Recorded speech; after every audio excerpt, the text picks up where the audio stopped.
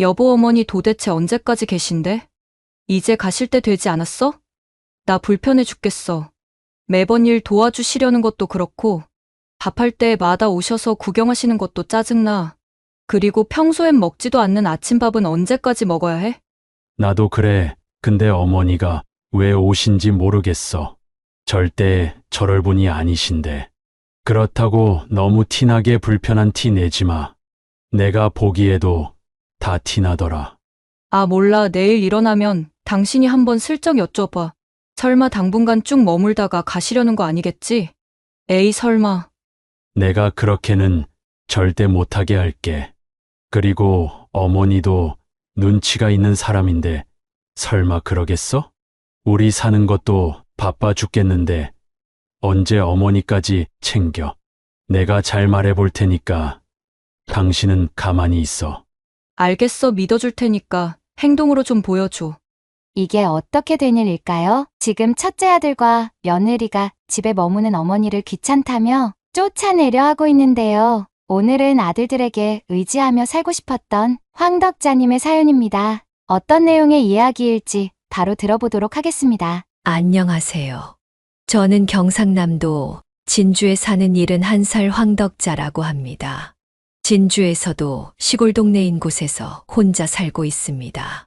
혼자서 있다 보면 너무 심심할 때가 많은데 그럴 때마다 유튜브에서 여러분들의 사연을 들으면서 시간을 보내고 있어요.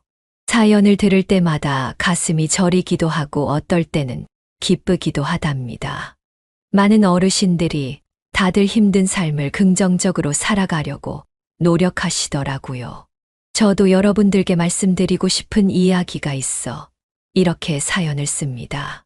제가 오늘 해드릴 저희 사연은 저와 제 첫째 아들 그리고 둘째 아들 그리고 며느리 사이에서 있었던 유쾌하지만은 않은 그런 이야기입니다. 끝까지 제 얘기를 들으시고 어떻게 생각하시는지 여러분의 의견 말씀해 주시면 제가 조금이나마 위로를 받을 수 있을 것 같습니다. 그럼 이야기 시작해 볼게요. 저는 어려서부터 시골에서 자라왔습니다. 태어나서 지금까지 계속 진주에서만 있었죠. 여기서 살면서 남편을 만나 결혼을 했고 아들 둘과 딸 하나를 낳아 모두 서울로 보냈습니다. 그렇게 남편과 여기서 농사를 지으며 살다가 남편이 세상을 떠난 지도 어언 7년이 다 되어 갑니다. 시간이 정말 빠르다는 걸 느낍니다. 남편이 세상을 뜬 게 바로 어제 같은데 벌써 7년이라니. 처음엔 혼자 살아야 되는 게 막막했습니다. 하지만 시골이라는 게 다들 아는 사람이라서 그분들의 도움을 받아 외롭지 않게 살 수 있었죠. 또 건강하게 살기에도 좋았고요. 아침이면 옆집 수녀엄마와 산책을 하고 같이 밭에 가서 일을 했습니다. 그러다 점심을 먹고 오후에는 동네 정자에 모여서 과일이나 떡을 먹으며 수다를 떨었죠. 나쁘지 않았습니다. 하루하루가 평온했거든요. 그때는 이런 삶이 죽을 때까지 지속될 거라 생각했습니다. 하지만 그건 제 착각이었어요. 요즘 들어서 건강이 눈에 띄게 안 좋아지는 걸 느꼈습니다. 농사를 오래 짓다 보니 허리와 무릎이 안 좋았고 거기다 당뇨까지 찾아왔어요. 시내에 있는 병원에 가서 진료를 받았지만 의사는 나이가 들어 그런 거니 너무 염려치 말고 꾸준히 약을 챙겨 먹으라고만 말했어요. 하지만 점점 시간이 지날수록 약이 없으면 하루를 멀쩡하게 보내기 힘들 정도가 되었습니다. 병원을 가기 위해 버스를 타고 걷고 하는 것도 못할 지경이었으니까요. 어느 날은 정말 무섭더라고요. 이렇게 혼자 있다가 갑자기 졸도를 해버리면 어쩌나 하고요. 저를 지켜주는 사람이 없었습니다. 물론 이웃이 있었지만 제가 집에서 큰일이 나 버리면 아무리 옆집이라 하더라도 알 수 없을 테니까요. 그래서 저는 서울에 있는 큰 병원에 갈 겸 자식들을 보러 가기로 결심했어요. 아들들이 너무 보고 싶었거든요. 하지만 딸 아이는 미국에서 살고 있기 때문에 안 되고 첫째 아들과 둘째 아들네 집을 방문하기로 했습니다. 다음 날 아들들에게 줄 반찬을 가득 싸고 약을 가득 챙겨서 버스 정류장으로 향했습니다. 무거운 짐을 드니 두 배는 힘이 들더군요. 몸이 예전 같지 않으니 마음도 약해지는 것 같았습니다. 그럴 때마다 아들들의 모습을 떠올렸습니다. 저를 반갑게 맞이해 줄 아들들을 생각하니 그래도 힘이 났습니다. 제가 농사 지어서 대학교까지 졸업시킨 자랑스러운 자식들이었으니까요. 지금은 첫째, 둘째 모두 괜찮은 회사에 다니면서 결혼까지 했습니다. 저는 어쩌면 엄마로서의 역할은 모두 한 셈이었죠. 주변 이웃들의 자식들은 시골에서 농사를 짓거나 시내에서 장사를 했는데 제 두 아들은 모두 서울에 있으니 가끔은 자랑할 수 있어 좋았습니다. 좋은 점만 있는 건 아니었어요. 다른 사람들은 자식들을 자주 볼 수 있었지만 저는 기껏해야 명절에 2번 정도만 볼 수 있었거든요. 그래도 명절마다 꼬박꼬박 먼 길을 와주는 자식들에게 고마웠습니다. 그래서 이번엔 제가 가기로 한 거죠. 물론 전화는 미리 했습니다. 하지만 많은 걸 준비하지 말라고 했죠. 그건 제가 부담스러웠으니까요. 그렇게 버스 안에서 창밖을 바라보며 가다 보니 금방 서울에 도착했습니다. 서울은 밤에도 반짝반짝 하더군요. 그 빛이 꼭 가족들이 저를 보고 웃어주는 것처럼 보였습니다. 서울의 빛과 소음이 저를 들뜨게 했죠. 물론 불안하고 익숙하지 않았습니다. 그러나 조금 있으면 첫째 아들이 데리러 올 것이었죠. 하지만 30분을 기다려도 아무도 오지 않았습니다. 저는 불안한 마음에 아들에게 전화를 걸었죠. 만서가, 어디쯤이냐? 차가 많이 막히는 거야? 아, 어머니 죄송해요. 제가 어머니 오신다는 걸 깜빡했네요. 어떡하죠? 거기서 택시 타고 오세요. 제가 문자로 주소 보내드릴 테니 기사님한테 보여주면 될 거예요. 저는 그 말을 듣고 불길한 느낌을 받았습니다. 어떻게 제가 온다는 걸 깜빡할 수가 있는지요. 아들의 말투에서도 반가워하는 느낌보다는 귀찮아하는 느낌이 강했죠. 서울에 잘 살고 있는 아들에게 의지 좀 해도 되지 않을까 생각하며 올라왔는데 왠지 잘못 생각한 느낌이 들어 불안했습니다. 그렇게 저는 택시를 잡아 아들이 보내준 주소로 갔죠. 주소에 도착하니 아파트더군요. 도착을 했는데도 아들은 나오지 않았습니다. 결국 저는 무거운 짐을 혼자 들고 엘리베이터까지 가야 했어요. 무릎과 허리가 너무 아팠지만 그래도 괜찮았어요. 곧 아들의 얼굴을 볼 수 있었으니까요. 도착하니 아들과 며느리, 손주들이 다 있었어요. 하지만 그중 누구도 저를 보고 기뻐하지 않았어요. 며느리는 인사를 대충 한 채 부엌으로 갔고 손주들도 잠시 저를 보다가 다시 TV를 보기 시작했어요. 아들은 겨우 일어나서 제가 가져온 짐을 들고 작은 방에 가져다 주었죠. 그때 저는 제가 느꼈던 불안감이 실제로 벌어졌다는 걸 실감했어요. 제가 이 순간을 얼마나 기대했었는지 그들은 몰랐을 겁니다. 저의 기대는 점점 사라져갔죠. 마치 누군가 저에게 찬물을 확 끼얹은 느낌이었어요. 그래도 저는 웃으며 손주들에게 다가가 용돈과 사탕을 주었습니다. 그제서야 손주들은 저에게 관심을 보였죠. 아들은 애써 저에게 와서 말했습니다. 어머니, 제가 마중을 못 나가서 죄송해요. 식사는 하셨죠? 오느라 피곤하셨을 텐데 얼른 주무세요. 내일 같이 밥 먹고 얘기해요. 저는 밥을 먹지 않았고 피곤하지도 않았지만 아들 내외가 고생하는 게 싫어서 그냥 방으로 들어갔죠. 방에 들어가니 얇은 이불만 방에 깔려 있었습니다. 그곳에서 자면 허리가 너무 아플 것 같아 아들에게 말을 했죠. 아들아, 내가 허리가 아픈데 혹시 조금 두꺼운 이불이 있니? 아니요, 어머니, 저희가 손님용 이불이 따로 없어서요. 내일 옆집한테 좀 빌려볼 테니까 오늘은 그냥 주무세요. 그 말은 저를 너무 서운하게 했어요. 왜냐하면 손주들 방과 안방에는 침대에 두꺼운 이불이 깔려 있었거든요.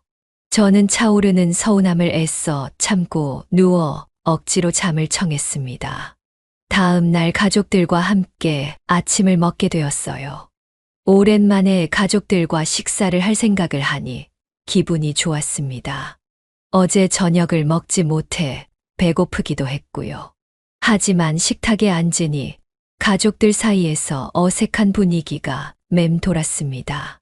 손주들은 졸린지 꾸벅꾸벅 졸았고 며느리는 말 없이 밥을 먹기만 했어요. 아들은 며느리의 눈치를 보기만 했고요. 밥은 굉장히 조촐했습니다. 누룽지 밥에 김치 그리고 멸치볶음과 김이 있었죠. 단촐했지만 저는 좋았어요. 시골에선 매일 이렇게 먹었거든요. 저는 그저 가족들과 즐겁게 밥을 먹고 싶었는데 그들은 이 자리가 그렇게 기쁘지 않았던 것 같았습니다. 저는 밥을 입으로 넘기는지 코로 넘기는지 모를 만큼 그 자리가 불편했어요. 아들과 며느리의 표정을 계속 살폈지만 불편한 듯한 표정만 지었어요. 가끔 며느리가 아들의 귀에 대고 뭔가를 말했지만 잘 들리지 않았어요. 그렇게 세상에서 가장 불편한 식사 시간이 끝이 났어요. 대화가 거의 없이 밥만 먹었던 식사였죠. 그때부터 저는 제가 아파서 좀 쉬러 왔다는 말을 해야 하나 말아야 하나 고민이 되었습니다. 제가 왔는데 아프기까지라도 하면 아들 부부는 정말로 부담스러워 할 것 같았죠. 거기다 시골에서는 매일 몸을 움직이려고 했는데 여기선 그게 어려우니 집안일을 도우려 했습니다. 그런데 오히려 며느리의 눈치 때문에 그것마저 할 수 없었죠. 전 저의 선택이 후회가 되었습니다. 잘못된 결정을 한 것 같았죠. 다음 날도 그 다음 날도 시간이 지날수록 우리는 더욱 어색해졌고 같이 밥을 먹는 시간은 거의 지옥과 같았죠. 제가 아무리 말을 붙이려 해도 아들과 며느리는 단답으로 대답해서 아예 대화를 하지도 못하게 했죠. 요즘 날씨가 추워졌구나. 다들 나갈 때는 옷 단단히 껴입고 나가거라. 네, 어머니도요. 요즘 뭐 힘든 일은 없니? 네, 딱히 없어요. 혹시 내가 도울 일이 있으면 언제든지 말하거라. 할 수 있는 게 있다면 뭐든지 할게. 어머님이 뭐 하실 게 있겠어요. 그냥 편하게 있다가 가세요. 이런 식의 대화였죠. 저는 점점 그 어색한 분위기를 견디기 힘들었고 밤마다 잠을 설쳤습니다. 몸이 아파서 그런 것도 있었지만 생각이 많아졌기 때문이었죠. 밥을 제대로 먹지 못해 몸도 야위어 갔습니다. 그런데 어느 날 밤이었어요. 새벽까지 잠에 들지 못한 저는 목이 말라 부엌으로 물을 마시러 갔죠. 근데 안방에서 아들과 며느리의 소리가 들리기 시작했어요. 시간인지라 매우 조용했고 둘의 목소리는 아주 잘 들렸죠. 들어보니 제 이야기를 하는 듯 했습니다. 여보 어머니 도대체 언제까지 계신데? 이제 가실 때 되지 않았어? 나 불편해 죽겠어. 매번 일 도와주시려는 것도 그렇고 밥할 때마다 오셔서 구경하시는 것도 짜증나. 그리고 평소엔 먹지도 않는 아침밥은 언제까지 먹어야 해? 나도 그래. 근데 어머니가 왜 오신지 모르겠어. 절대 저럴 분이 아니신데. 그렇다고 너무 티나게 불편한 티 내지 마. 내가 보기에도 다 티나더라. 아 몰라 내일 일어나면 당신이 한번 슬쩍 여쭤봐. 설마 당분간 쭉 머물다가 가시려는 거 아니겠지? 에이 설마. 내가 그렇게는 절대 못하게 할게. 그리고 어머니도 눈치가 있는 사람인데 설마 그러겠어? 우리 사는 것도 바빠 죽겠는데 언제 어머니까지 챙겨. 내가 잘 말해볼 테니까 당신은 가만히 있어. 알겠어 믿어줄 테니까 행동으로 좀 보여줘. 저는 그 이야기를 듣고 심장이 내려앉는 것만 같았어요. 제 귀를 의심했죠. 아무리 아들과 며느리가 저를 불편하게 여긴다 해도 저렇게까지 말할 이유가 없었거든요. 저는 방에 조심히 들어가 이불을 뒤집어 쓰고 슬피 울었습니다. 곧 떠나야만 했죠. 그렇게 다음 날이 되었고, 저는 아침 일찍 짐을 싸고 갈 준비를 했습니다. 첫째 아들 내외에게 더 이상 부담을 줄 수는 없었죠. 준비를 마치고 나오니 아들은 놀란 것 같았습니다. 조금은 기뻐하는 것도 같았죠. 어머니 가시게요? 그래, 이제 슬슬 가야지. 왜요? 좀 더 있지 않으시고요. 이렇게 갑자기 가시는 게 어딨어요? 내가 더 있어봤자 너네 부담스러워만 하지. 안 그러니? 아니에요, 어머님. 저희는 어머님 있으셔서 듬직하고 좋았는거려. 아쉬워요. 자주 오세요. 이젠 올 수 있으려나 모르겠다. 왜요? 어머니 무슨 일 있는 거 아니시죠? 일 없다. 가보마. 어머니 바깥까지 배웅해 드릴게요. 됐다. 나 때문에 아침 일찍 일어나느라 불편했을 텐데 더 자거라.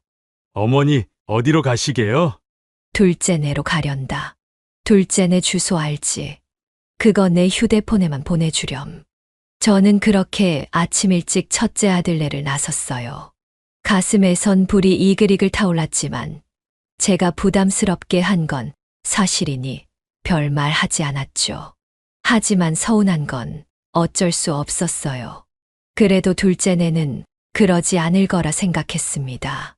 왜냐하면 둘째가 첫째보다 애교가 훨씬 많았고 어렸을 적부터 저를 너무 좋아했기 때문이었죠. 얼마나 붙어 다녔는지 별명이 껌딱지였을 정도였습니다. 근데 택시 타고 둘째네로 가는 동안 통증이 조금 심하게 왔습니다. 얼른 병원에 가야 했지만 첫째 아들에겐 말을 하지 못해서 늦어진 것이었죠.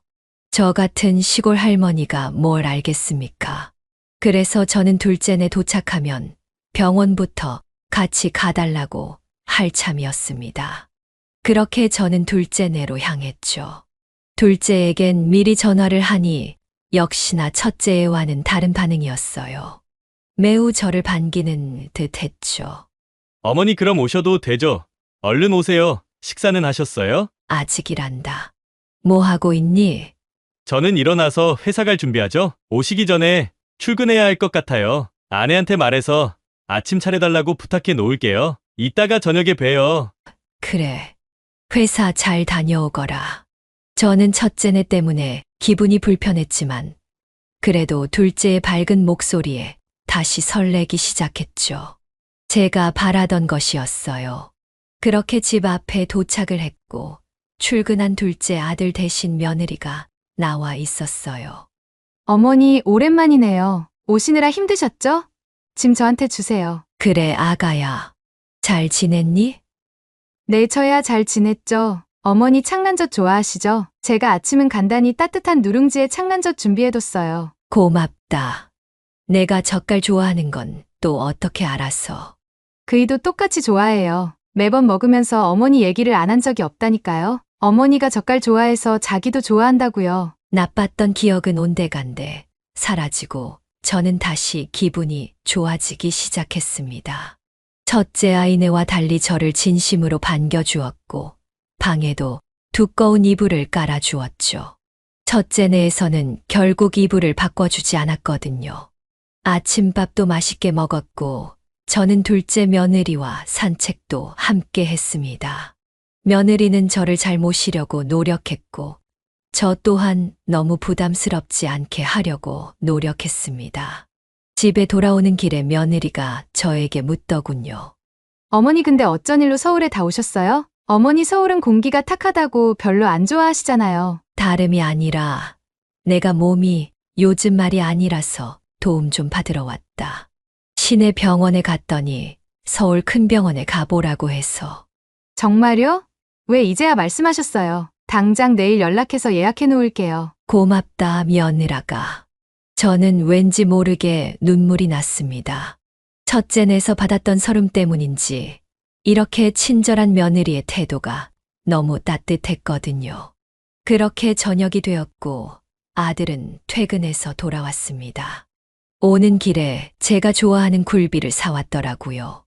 어머니 보고 싶었어요. 배고프시죠?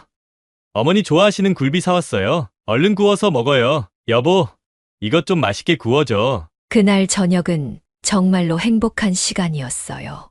손주 딸도 저를 정말로 좋아했고 아들과 며느리도 저에게 말을 많이 걸어주더군요. 어머니 괜찮아요. 여기 진짜 잘하는 병원 있으니까 가서 진료받으면 훨씬 좋아지실 거예요. 그래, 나도 그랬으면 좋겠구나. 어머니 혼자 계시는 게 정말로 걱정됐었는데 이렇게 얼굴 보니까 정말 좋아요. 아버님 돌아가시고 엄청 적적하시다고 하셨잖아요. 그래도 괜찮다. 같은 동네 친구들도 아직 많고 건강만 좀 더 좋아지면 좋겠다만. 이제 어머니도 나이 많이 드셨어요. 누가 좀 같이 어머니 옆에서 도와주면 좋을 것 같은데. 저는 그 말을 듣고 너무나 기뻤어요. 제가 정말 원하던 말이었죠. 그래서 저는 진주에서의 삶을 정리하고 여기에 오면 어떨까 생각까지 했어요. 이렇게 저를 반겨주는 아들이라면 이곳에서 다시 삶을 시작해도 좋겠다고 생각했거든요. 하지만 이 생각은 저의 착각에 불과했어요. 저는 주말에 예약한 병원에 아들과 며느리와 함께 방문을 했습니다. 역시 큰 병원이라 그런지 진주와는 다르게 여러 검사를 진행했습니다. 그때까지만 해도 저는 작은 아들과 살 기대에 크게 부풀어 있었죠. 검사 결과는 너무 심각하지도 그렇다고 좋게 나오지도 않았어요. 걸을 때 보조기구를 사용하면 좋을 것 같다는 것과 당뇨가 있으니 먹을 것과 약을 잘 조절해서 먹으라는 것이었죠. 평생 짊어지고 가야 하는 것이었어요. 하지만 저는 그래도 기분이 좋았어요. 진주에 혼자 있을 때는 정말 힘들었지만 이렇게 내 옆에 아들과 며느리가 잘 보살펴준다면 이 정도 아픈 거야 괜찮았죠. 아들과 며느리에게 직접적으로 묻진 않았지만 지금까지의 행동을 본다면 제가 의지해도 괜찮을 것 같았죠. 하지만 제가 먼저 이야기를 꺼내지는 않기로 했어요. 그건 이 아이들에게도 부담이 될 테니까요. 그래서 아들이 먼저 그 이야기를 꺼내주길 바랬고, 그러지 않는다면 저는 다시 진주로 내려갈 생각을 하고 있었죠. 그렇게 며칠이 지났어요. 둘째 아들과 며느리는 변함없이 저를 잘 챙겨주었죠. 하지만 저는 첫째 아들네에서 있었던 일이 생각이 났어요. 혹시 둘째 아들과 며느리도 나를 귀찮아하는 거면 어떡하지? 사실 나를 짐으로 생각하는데 앞에서만 이러는 것 아닐까? 라는 생각들이 제 머릿속을 맴돌았죠. 그래서 저는 아들과 며느리에게 물었어요. 혹시 내가 여기 있는 게 많이 불편하니? 네. 아니요, 어머님 그게 무슨 소리세요. 저는 어머님이 있어서 너무 좋은 거려. 그치? 그럼요, 저는 어머님이 꼭 제 친정어머니 같아서 너무 편해요. 어머님 있고 싶은 만큼 있다가 가세요. 정말이냐? 내가 여기 더 있어도 되는 거지. 그럼요, 어머님. 진주에 가봤자 더 외롭기만 하시지 않겠어요? 저희랑 좀 더 있다가 편할 때 가세요. 그런데 얼마나 계시려고요? 아직 생각은 안 해봤다만. 내가 혼자 생활하기엔 너무 힘이 들어서 너희가 괜찮다면 조금 더 있고 싶은데 괜찮겠니? 아휴, 별 말씀을요. 당연하죠. 저는 아들과 며느리 앞에서 눈물을 흘리고 말았습니다. 아들과 며느리의 말은 저에게 감동이었고 저는 당장 죽어도 여한이 없다고 생각했죠. 그렇게 몇 주가 지났습니다. 저는 꾸준히 병원을 다녔고 저희 건강도 조금씩 괜찮아지기 시작했어요. 재활훈련도 했고 치료도 꾸준히 받았거든요. 제가 가지고 있는 병은 제가 어떻게 관리를 하냐에 따라 달라지는 거였어요. 그래서 저는 제 몸을 어떻게 관리하는지 이전보다 더 알게 되었어요. 안 하던 운동도 하기 시작했고 먹는 것도 잘 조절하기 시작했죠. 이 모든 건 며느리와 아들이 도와주었어요. 저에겐 정말 든든한 지원군이었죠. 야위었던 몸은 점점 다시 정상으로 돌아왔고 컨디션도 이전보다 많이 좋아졌습니다. 몸이 정상적으로 돌아와서 혼자 생활해도 괜찮을 정도가 되었습니다만 둘째 내에서의 생활이 너무 좋아서 진주로 돌아가고 싶지 않았죠. 아이들도 저에게 눈치를 전혀 주지 않았고요. 하지만 저는 며칠 뒤 끔찍한 이야기를 듣고야 말았습니다. 첫째 내에서 받았던 충격보다 훨씬 더 충격적인 이야기였죠. 그날은 아들은 출근해서 집에 없었고 며느리는 손주를 데려다 주느라 집을 비워 제가 혼자 있는 날이었죠. 목욕을 하고 로션을 바르려고 하는데 제가 가져온 로션이 다 떨어져서 안방에 있는 로션을 쓰기 위해 들어갔어요. 근데 며느리의 화장대 옆에 무슨 종이가 꽂혀져 있는 게 아니겠어요? 대수롭지 않게 넘기려고 했는데 그 종이에 적혀져 있는 글씨가 제 눈에 딱 들어왔습니다. 바로 요양원이라는 글자였죠. 저는 화들짝 놀라 그 종이를 펼쳤습니다. 그 종이는 요양원 팜플렛이었죠. 저는 순간 수만 가지 생각이 들었습니다. 이게 왜 여기에 있는 것인지, 나와 관련된 것인지 등 어떻게 받아들여야 할지 모르겠더군요. 일단 저는 그 유인물을 제자리에 두고 방을 나섰어요. 저는 나와서 저를 다독였습니다. 제가 오해한 것일 거라고 생각했죠. 저 요양원 팜플렛이 왜 저기 있는지 이유는 모르겠지만 분명 저 때문에 있는 건 아니라고 생각했습니다. 둘째 아이 부부가 저를 요양원에 보낼 거라고는 생각하지 못했으니까요. 저를 요양원에 보내서 그들에게 무슨 이득이 있을까요? 혹여나 알아봤다고 해도 저를 위해 알아봤을 거라고 생각했어요. 하지만 이 생각은 저의 크나큰 오산이었습니다. 저는 둘째 아이 부부를 의심하기는 싫었지만 생각이 머리에서 지워지지 않았고 이 오해를 어떻게든 풀어야겠다고 생각했어요. 그래서 자식이 오면 물어봐야겠다고 생각했습니다. 하지만 아들은 야근을 해서 집에 늦게 들어왔고 저는 자식을 기다리다 잠에 들어버렸습니다. 약이 생각보다 강해서 잠이 잘 왔거든요. 근데 새벽 중간에 깨버리고 말았어요. 소변이 마려워서였죠. 그래서 화장실에 가려고 방에서 나왔습니다. 아이들이 깰까봐 조심스레 발을 옮기는데 둘째 아들과 며느리가 속닥거리는 소리가 들렸습니다. 저는 혹시나 제 이야기를 하는 건가 해서 가까이 다가갔죠. 역시나 둘은 제 이야기를 하고 있었습니다. TV를 켜놓고 이야기를 해서 소리가 잘 들리진 않았지만 그래도 이야기는 알아들을 수 있었죠. 여보, 알아본 건 어떻게 됐어? 가격도 괜찮고 시설도 나쁘지 않아. 아마 내가 어머니 잘 설득하면 가실 수도 있을 것 같아. 가실 수도 있어가 아니라 무조건 가셔야지. 거기 가면 밥도 주고 일도 해주고 병수발도 다 해주는데 무조건 가시는 게 맞지. 요즘 힘들지? 우리 어머니 보살펴 주느라고. 그래도 참아야지. 나중을 위해서라도. 저는 그 이야기를 듣고 무슨 말을 하는지 의아했습니다. 하지만 곧 두 아이의 진심이 나오더군요. 아참 여보, 어머니 땅값 지금 많이 올랐다고 했지? 맞아. 아마 몇 년 안에 그 근처에 도로가 깔린다고 해서 좀만 더 기다리면 더 오를 거야. 근데 어머니는 대대로 내려온 땅이라고 지금까지 안 파셨거든. 어머니 요양원에 들어가게 되면 돈이 필요하니까 그 핑계로 땅 팔아서 어머니 보내드리고 남은 건 우리가 가져야지. 너무 좋다. 우리 그 땅 팔면 비싼 데로 이사 갈 수 있는 거야? 물론이지. 집이 뭐야. 차도 바꾸고 가구도 싹 다 바꿔야지. 생각만 해도 너무 좋아. 어머니 돌아가실 때까지 꼼짝없이 기다려야 한다고 생각했는데 이렇게 빨리 기회가 올 줄 몰랐어. 그니깐 말야. 바보 같은 첫째 형 때문에 우리만 경사났지 뭐야. 복이 굴러들어온 것도 모르고 하여간 옛날부터 둔하긴 했어, 사람이. 분명 어머니는 첫째 형한테 실망해서 우리한테 땅을 맡기실 거야. 그럼 내가 잘 처분해봐야지. 당신 멋지다. 근데 언제 말씀드리려고?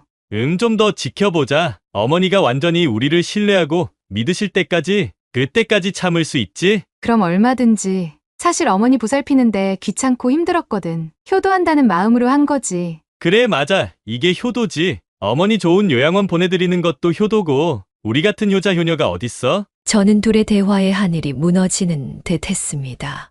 지금까지 저에게 잘해준 이유가 집안 대대로 내려온 땅을 팔아서 자기들이 차지하려고 했던 거죠. 제가 만약 자식들에게 더 얹혀 살게 된다면 저는 아들의 말을 들을 수밖에 없고 아들은 분명 땅을 처분한 뒤 저를 요양원에 보낼 것이었습니다. 저는 입이 바짝 말랐죠. 그 자리에서 쓰러질 것 같았지만 있는 힘을 다해 방으로 돌아왔습니다. 오히려 첫째 내에서 들었던 이야기가 덜 충격적일 정도였죠. 사실 저는 대대로 내려온 땅에 대한 의지는 없었죠. 남편은 그런 게 있었지만 저는 딱히 상관없었습니다. 그리고 어차피 제가 죽으면 자식들이 처분해서 나눠 가질 것이었죠. 물론 제가 죽고 나서의 일입니다. 근데 그 시간을 참지 못하고 미리 유산을 가지고 싶어서 저에게 이런 연기를 했던 것입니다. 저는 그들에게 매우 화가 났고 괘씸했죠. 왜 제가 이런 취급을 받아야 하는지 몰랐습니다. 저는 그저 그들에게 돈에 불과했죠. 둘째 아들과 며느리는 저를 가족으로 생각하지 않았고 그냥 짐처럼 여긴다는 생각이 저를 끝없이 외롭게 만들었어요. 당장 진주로 돌아가고 싶었죠. 저는 누워서 가슴이 먹먹해진 채 밤을 새웠습니다. 그날 밤은 밤새 뒤척이며 잠을 이루지 못했어요. 그 대화를 들은 이후로 하루하루가 무겁게 느껴졌습니다. 마음 편할 날이 없었죠. 그들 사이에서 느껴지는 미묘한 감정이 이제 느껴지기 시작했습니다. 그들의 미소가 가증스럽게 보였고 그들이 말하는 달콤한 말에서 악취가 났습니다. 저는 어떻게 할 건지 결정하기 전까지는 티를 내지 않으려고 했지만 어쩔 수 없이 티가 나더군요. 이렇게 연기하는 게 어려운데 그 둘은 어찌 그렇게 자연스럽게 하는지. 한편으로는 대단했습니다. 결국 아들 부부와 저는 대화가 줄어들었고 분위기는 점점 차가워졌습니다. 한 번은 저 때문에 싸우곤 하더군요.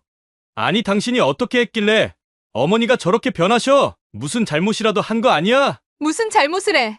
나는 이전과 똑같이 했어. 나도 어머님이 왜 저러시는지 모르겠다고. 당신이야말로 뭐 걸리는 거 없어? 나도 없지. 내가 무슨 잘못을 해? 그럼 도대체 왜 저러시는 건데? 아프셔서 그런 건가? 나도 모르겠어. 어쨌든 나도 조심할 테니까 당신도 조심해. 최대한 어머니 비위 맞춰드리고 가장 좋은 것만 해드려. 당신도 알겠지만 진짜 중요한 시기야. 이번에 놓치면 우리는 진짜 오래 기다려야 한다고. 그것도 첫째 형이랑 반반씩 나눠야 하고 첫째 형은 욕심이 드글드글해서 더 가지고 가려고 할지 몰라. 안 돼, 그런 일은 절대 있어선 안 돼. 알겠어, 내가 내일 당장 어머니 좋아하시는 거 장 봐서 요리할게. 같이 산책도 하고. 그래, 조금만 힘내줘. 절대 쓸데없는 말은 꺼내지 말고 요양원에 대해서는 내가 타이밍을 잘 봐볼 테니깐. 참으로 어이가 없었죠. 다음 날 며느리는 진수성찬을 제게 차려왔습니다. 다 제가 좋아하는 것들이었지만 손을 대기조차 싫었죠. 절 보고 웃는 며느리가 가증스러웠어요. 어머니 좋아하시는 것들로 차려봤어요. 요즘 당뇨라 많이 못 드실 텐데 맛이라도 조금씩 보세요. 드시고 저랑 같이 산책 다녀와요. 여기 앞에 이쁜 꽃을 심어 놓았더라고요. 며느리는 세상 친절한 말들을 저에게 건네주었지만 제게는 사기꾼의 달콤한 말처럼 밖에 들리지 않더군요. 저는 그냥 밥에다가 물을 말아 김치랑 먹었습니다.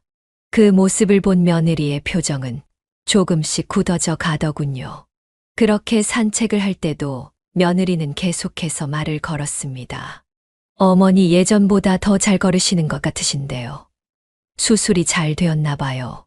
저는 어떤 말을 어떻게 해야 할지 몰라 억지로 웃기만 했죠. 저의 마음은 천근만근이었습니다. 이전보다 더 외롭고 고독했고 제 존재에 대해 점점 더 무의미하게 느껴졌어요. 며느리와 아들이 저를 요양원에 보내자는 말을 꺼낸 그날부터 제 머릿속은 나쁜 생각으로만 가득 차 있었죠. 그 생각을 지워버리려 해도 쉽지가 않았습니다. 저는 이곳에서 황금알을 낳는 거위나 다름없었죠. 저는 제 자존심의 상처를 입었고 그 상처는 날이 갈수록 깊어져만 갔습니다. 한편은 이런 생각도 해보았어요. 그들이 원하는 대로 요양원에 가면 어떨까 하고요. 하지만 버려진다는 생각이 강하게 들면서 가슴이 아파 견딜 수가 없었어요. 결국 저는 이 집에서 더 이상 지낼 수 없다는 생각을 했고 집으로 돌아가자는 결심을 했습니다. 밤이 깊어지고 저는 마지막으로 스스로에게 물었습니다. 그저 그들이 원하는 대로 말을 들어주고 억지로라도 보살핌을 받을 것인지 힘들겠지만 집으로 돌아가 나만의 인생을 살아야 하는 것인지 말이죠. 어쩌면 그들의 말대로 요양원에 가는 게 편할지도 몰랐지만 제 자존심이 그걸 허락하지 않았습니다. 제가 이곳에 필요 없고 그들에게 필요한 건 오직 돈이었다면 저는 더 이상 머무를 이유가 없었죠. 저는 홀로 살 용기를 가지고자 했습니다.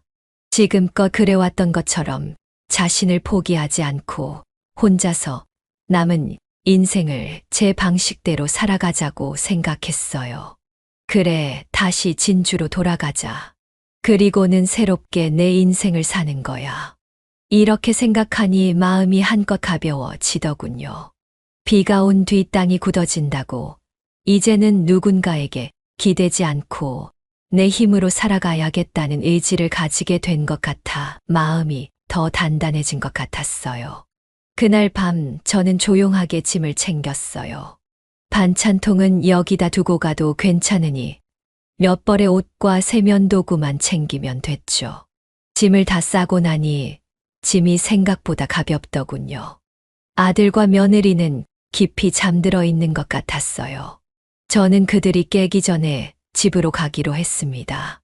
저는 조심히 문을 열고 신발을 신은 뒤 조용하게 문을 닫았어요. 첩보 영화를 찍는 것처럼요. 그리고 복도를 걸어 나왔어요. 복도는 매우 어두웠고 조용했습니다. 제 발소리가 울려 퍼졌어요. 저는 아파트를 나와 택시를 불러서 버스 터미널로 향했습니다. 밤이 늦었지만 역시나 서울은 불빛으로 가득했어요. 처음 서울에 도착했을 때는 설레임의 불빛으로 보였다면 가는 길엔 우울함의 불빛으로 보였죠. 하지만 저는 마음을 다시 다잡았어요. 이미 저지른 일이니까요. 그렇게 생각하니 홀가분하더군요. 이제는 아무에게도 의지하지 않고 제 자신의 힘으로 삶을 개척해 가고자 했으니까요.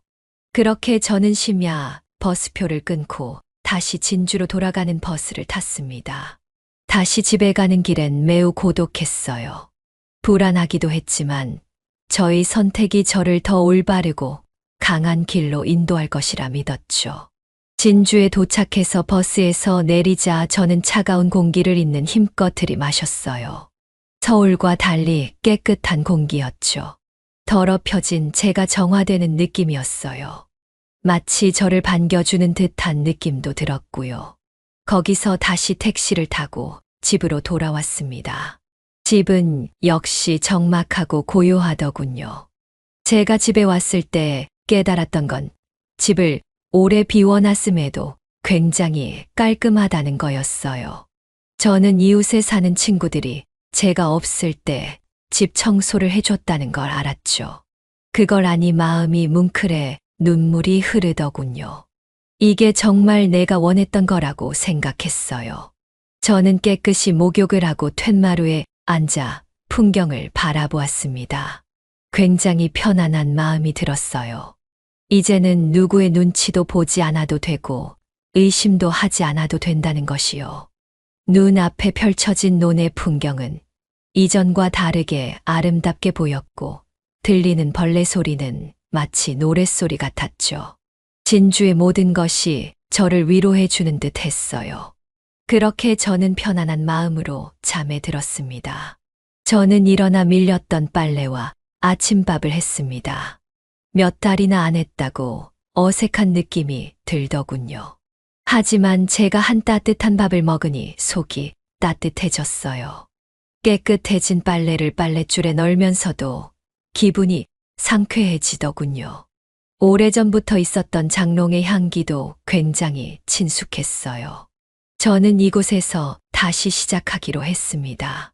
이렇게 혼자서도 잘 살 수 있을 거라는 자신감이 서서히 생겨났어요. 물론 주변 이웃의 도움이 필요할 때가 있겠지만 내 인생은 결국 내가 책임져야 한다는 결심이 굳어졌습니다. 그렇게 도착한 다음 날 아들에게 전화가 왔습니다. 하지만 저는 받지 않았죠.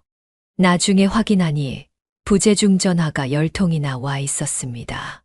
저는 괜찮으니 연락하지 말라는 문자만 띡 남기고 더 이상 휴대폰을 쳐다보지 않았죠.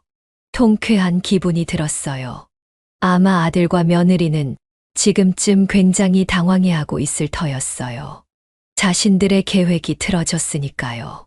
저는 아들과 며느리가 다투는 모습을 상상하며 짓궂지만 웃음이 나왔어요. 그렇게 저는 저만의 일상을 다시 시작하게 되었죠. 하지만 몸이 조금 불편해서 저를 가끔 와서 돌봐줄 사람을 구했어요. 동남아에서 온 처자였는데 한국말은 조금 서툴지만 저를 지극정성으로 잘 보살펴 주었죠. 나이도 어려서 마치 제 손주들을 보는 듯한 느낌도 들었고요. 몸이 정말 아플 때 누군가가 옆에서 도와준다는 것이 이렇게 커다란 것인지 몰랐습니다. 저는 약을 잘 챙겨 먹었고 저를 도와주는 처자는 매일 같이 저와 산책을 하고 스트레칭을 시켜주면서 무릎 재활을 도와주었죠. 밥도 나물 위주로 잘 챙겨 먹었어요.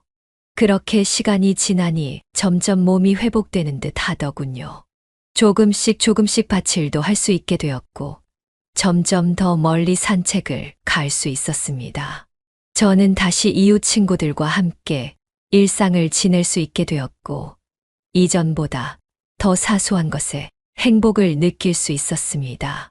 갓 지은 밥의 온기, 다 마른 빨래의 상쾌한 향기, 논밭을 걸을 때 들리는 청량한 소리들, 이 모든 게 저에게 행복으로 다가왔어요. 그리고 가장 행복할 때는 농사를 지을 때였어요. 물론 몸이 아파서 많은 양을 하지는 못했지만요. 저는 이 넓은 논이 저에게 너무나 많다는 생각이 들었죠. 그래서 이 땅을 필요한 사람에게 팔고 그 돈으로 더 가치 있는 일을 하고 싶다는 생각이 들었어요. 저에겐 조그만 땅만 있으면 됐거든요. 땅을 팔아 어느 정도는 제 생활비와 노후를 위해 저축해 놓고 나머지 돈은 이 돈이 필요한 누군가에게 주려고 했어요. 물론 그건 제 아들과 며느리는 아니었죠. 그들은 지금의 돈으로도 충분해 보였어요. 돈을 더 가지고 싶은 건 그저 욕심이었죠. 그래서 저는 땅을 팔기 위해 아는 사람에게 부탁을 해놓았고 팔리는 동안 이 돈을 어디다가 쓸 것인지 고민을 하기 시작했어요. 그렇게 며칠이 지났을까요? 땅을 내놓았다는 소식을 어디선가 들었는지 둘째 아들과 며느리가 저를 보러 내려왔어요. 제가 논에서 일을 하고 돌아왔는데 저희 집 마당에 서 있더라고요.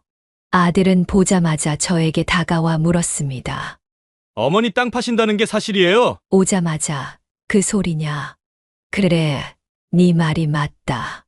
나에겐 필요도 없는 땅 팔려고 한다.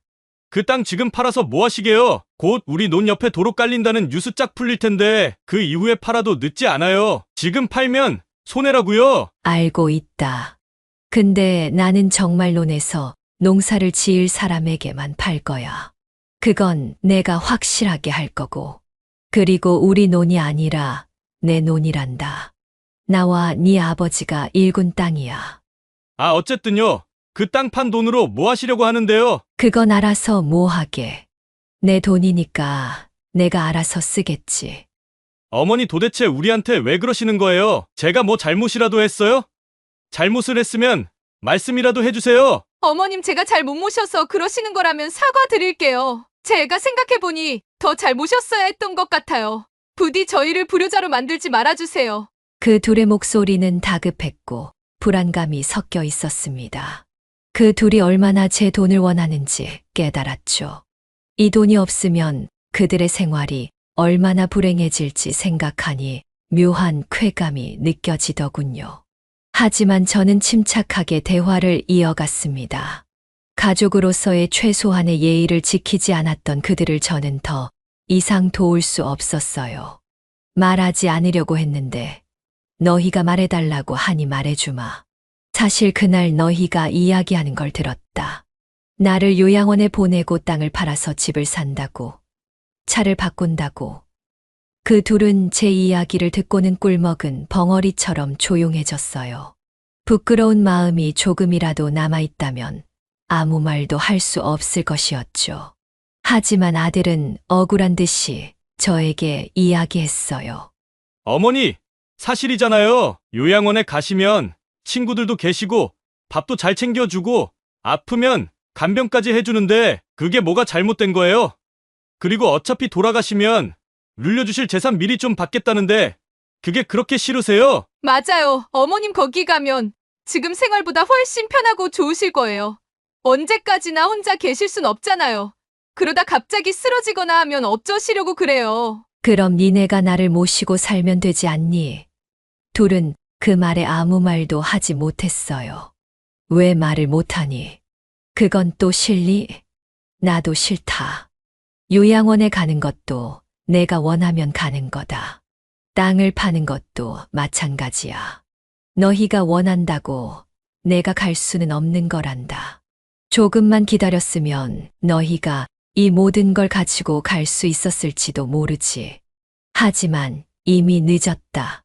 나는 너희에게 실망을 했고 내 재산을 물려줄 생각이 추호도 없으니 다시 서울로 올라가거라. 저는 단호하게 그들에게 말을 했고 흔들리지 않았습니다. 아들과 며느리가 안쓰럽긴 했지만 제 마음은 그대로였죠. 그제서야 아들과 며느리는 울먹이며 미안하다고 말했습니다. 목소리는 점점 애원하는 투로 바뀌었고 저를 설득하려 노력을 하기 시작했죠. 나를 외면하고 요양원으로 보내려 했던 너희들이 이제 와서 후회한다고 하더라도 나는 내 마음을 쉽게 풀어줄 생각이 없어. 어머니, 정말 죄송해요. 제가 생각이 짧았어요. 한 번만 용서해 주세요. 어머님 저도요. 한 번만 더 기회를 주시면 다시는 그러지 않을게요. 그럴 생각조차 하지 않을 테니 제발요. 저는 아들과 며느리에게 당분간 저를 찾지 말라고 한 뒤 그들을 지나쳐 집 안으로 들어가 문을 잠갔죠. 문 밖으로 그들의 화난 목소리가 들리더군요. 저는 그제야 그동안 제가 받았던 상처를 갚은 듯 했습니다. 이것이 저희 작은 복수였죠. 저는 그들이 가고 나서야 집 밖으로 나왔고 밤하늘에 펼쳐진 별들을 보았습니다. 밖은 추웠지만 공기가 맑았습니다. 이제 남은 생은 저 스스로 책임져야 한다는 결심이 확고해졌죠. 가족들에게 다시는 기대지 않겠다는 마음도 생겼습니다. 그들과의 관계를 끊고 홀로 서는 것을 결심한 제 자신이 기특하고 자랑스러웠어요. 가족뿐만이 아니라 이제 누구의 도움도 누구의 간섭도 필요 없다는 것을 확실히 느꼈죠. 저는 그 이후로도 이웃 친구들과 저를 도우러 와주는 동남아 처자의 도움을 받으며 차분하게 그리고 착실하게 일상을 살아갔습니다. 혼자 있는 시간이 많았지만 오히려 명상을 하고 노래를 들으면 제 마음을 정리하는데 도움이 되더군요. 아침마다 당뇨에 좋은 음식들을 꼬박꼬박 챙겨 먹고 약도 꾸준히 먹었습니다. 산책과 스트레칭도 열심히 해주고 날씨가 좋은 날엔 동남아 처자랑 가까운 저수지로 소풍을 가기도 했습니다.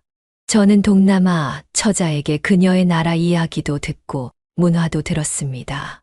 그녀는 돈을 모아 꼬박꼬박 나라에 계신 어머니에게 보내는 사람이었죠. 저는 그녀의 말을 듣고는 너무나 감동을 받았습니다.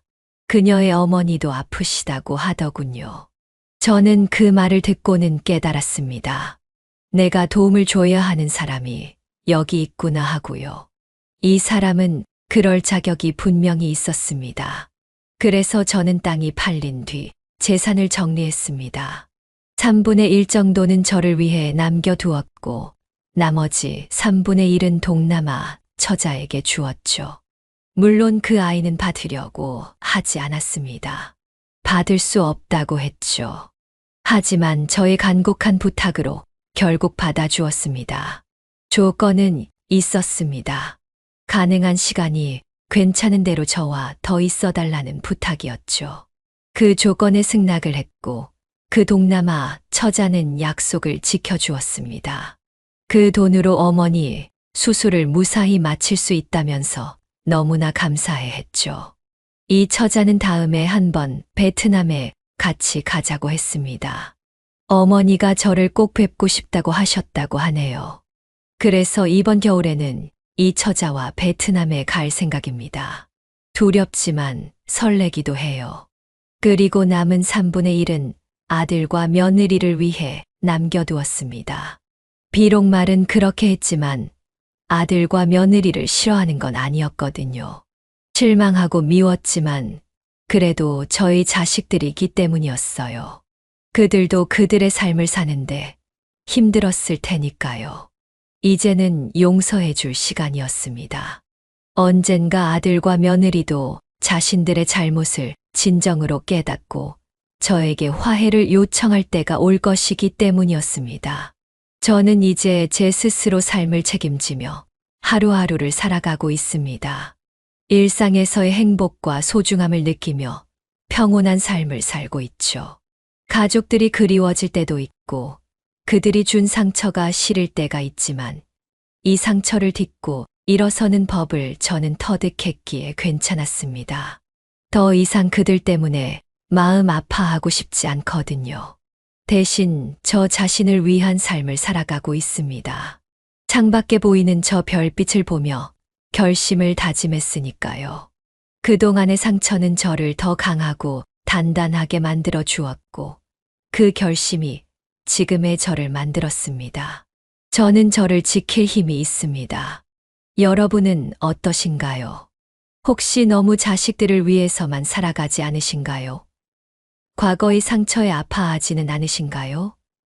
저처럼 가족에게 상처받은 분들이 계시다면 용기를 내어 스스로의 삶을 찾아가셨으면 좋겠습니다. 누구에게나 힘든 시간이 있겠지만 그것을 이겨내고 나면 희망찬 새로운 삶이 기다리고 있다는 걸 알아주셨으면 합니다.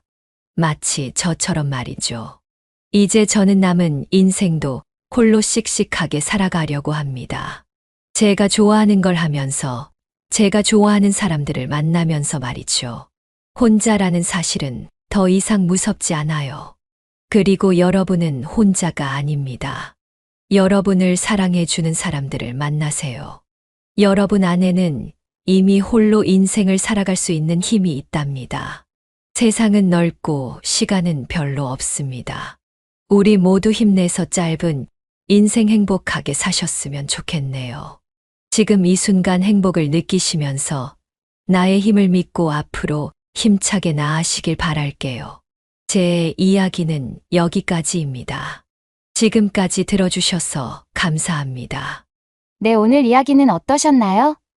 오늘 이야기를 듣고 어떻게 생각하시는지 어머님, 아버님의 생각을 댓글로 공유해주세요. 저는 또 다른 사연으로 찾아뵙겠습니다. 좋아요, 구독, 알람 설정을 통해 앞으로도 따뜻한 정을 나눌 수 있게 함께 해주세요. 어머님, 아버님의 삶의 지혜와 경험을 나눌 수 있는 통로가 되겠습니다. 오늘도 인생을 바꾸는 관점을 통해 사연을 들어주셔서 감사합니다.